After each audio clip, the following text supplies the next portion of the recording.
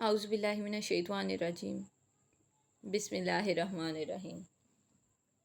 Amna Noor is here, students. I hope so you all are fine. Today, the topic that I am going to discuss is cellular organization. First of all, I want to tell you what is cellular organization.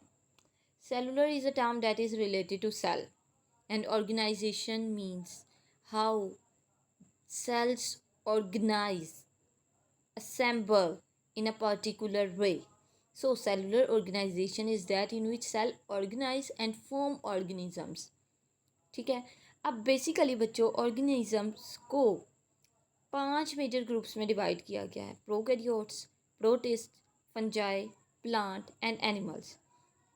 और जितने भी organisms हैं वो सारे के सारे cell से मिलकर बने हुए हैं. अब यहाँ पर सेल की दो बेसिक टाइप्स हैं.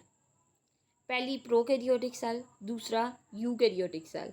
स्टूडेंट्स, अब प्रोकैरियोटिक सेल्स क्या होते हैं? ऐसे सेल जिनके पास अपना न्यूक्लियस नहीं होता. और यूकैरियोटिक सेल ऐसे सेल जिनके पास अपना प्रोमिनेंट न्यूक्लियस होता है. ठीक है. अब ऑर्गेनिज्म इन दो तरह के सेल से मिलकर बने हुए हैं.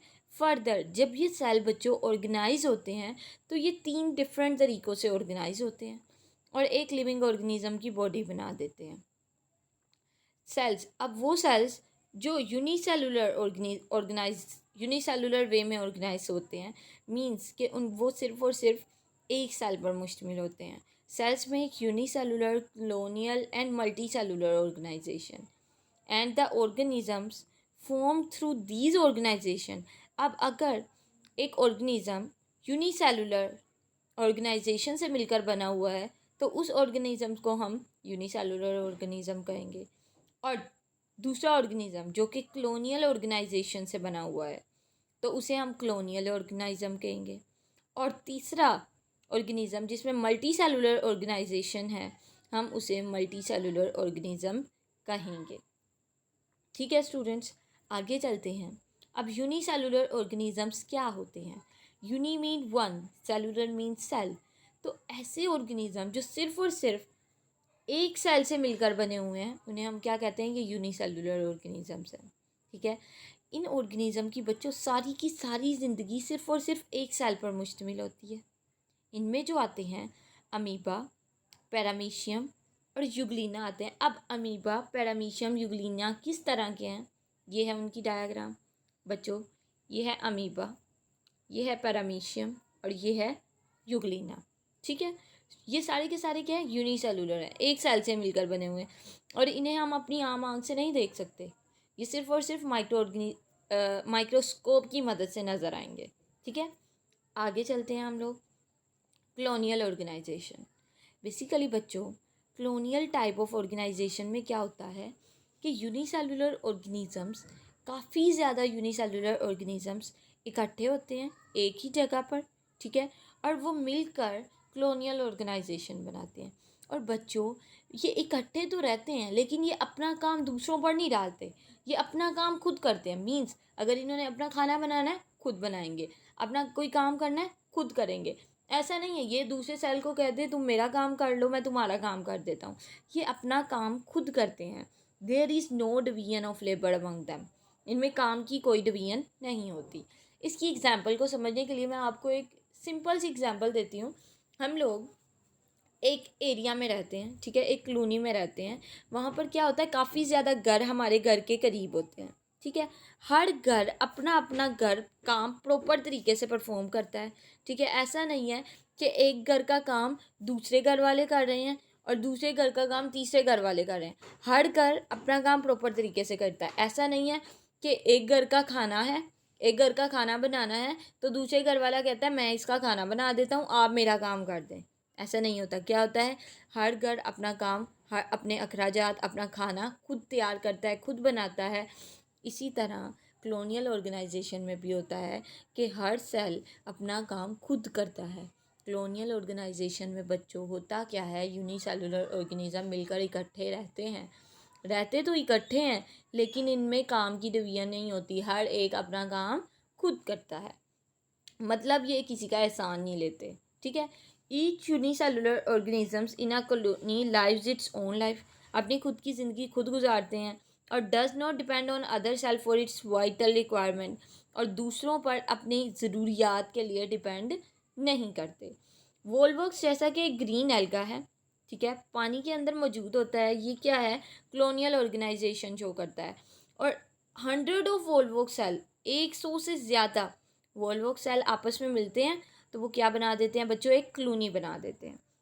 वोल्वॉक्स किस तरह का है बच्चों, ये डायग्राम है वोल्वॉक्स की, ठीक है।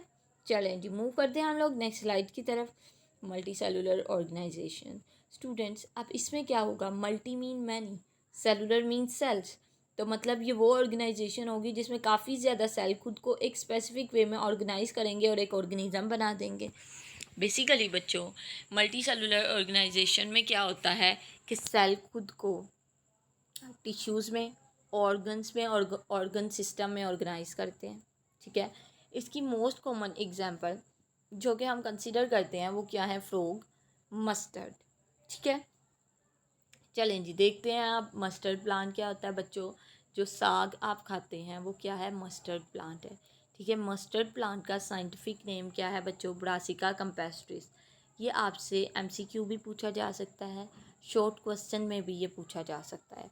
So remember it's name, brassica campestris, ठीक है। मस्टर्ड प्लांट को बच्चों विंटर में सो किया जाता है और ये सीड्स प्रोड्यूस करता है विंटर के एंड पर, ठीक है।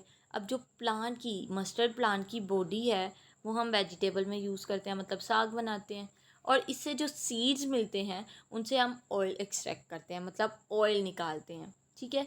उसके बाद the organ of the body, अब जो मस्टर्ड प्लांट है इसके ऑर्गन्स को दो ग्रुप्स में डिवाइड किया गया है on the basis of its function, ठीक है। वेजिटेटिव ऑर्गन और दूसरा क्या है, रिप्रोडक्टिव पार्ट। बच्चों, रूट, स्टेम, ब्रांचेस और लीव्स, ये क्या है, वेजिटेटिव ऑर्गन है। इन्हें वेजिटेटिव क्यों कहा गया है, क्योंकि बच्चों ये सेक्सुअल रिप्रोडक्शन में इन्वॉल्व नहीं होते।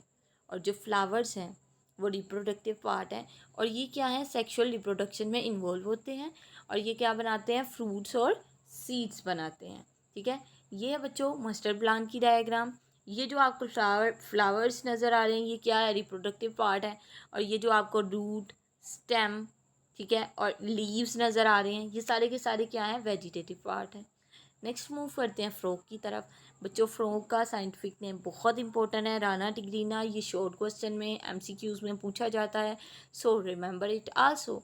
फ्रॉग बच्चों मल्टी सेलुलर ऑर्गेनाइजेशन शो करता है। इसमें क्या होता है, body is made of organ and organ system जो कि आपस में रिलेट होते हैं और मिलकर बॉडी की फंक्शनिंग करवाते हैं। सारे के सारे organ are made up of specific tissue, specific किस्म के टिश्यूज़ से मिलकर बने होते हैं, epithelial, glandular, muscular tissue and nervous tissue. Students, जो ये एपिथेलियल, ग्लैंडुलर, मस्कुलर और नर्वस टिश्यू है ये भी शॉर्ट क्वेश्चन में पूछा जाता है कि फ्रॉग के अंदर पाए जाने वाले जो ऑर्गन्स हैं वो किस तरह के टिश्यूज से मिलकर बने हुए हैं, तो आपने खुद बताना है, एपिथेलियल, ग्लैंडुलर, मस्कुलर और नर्वस, ठीक है। स्टूडेंट्स, ये है फ्रॉग की डायग्राम।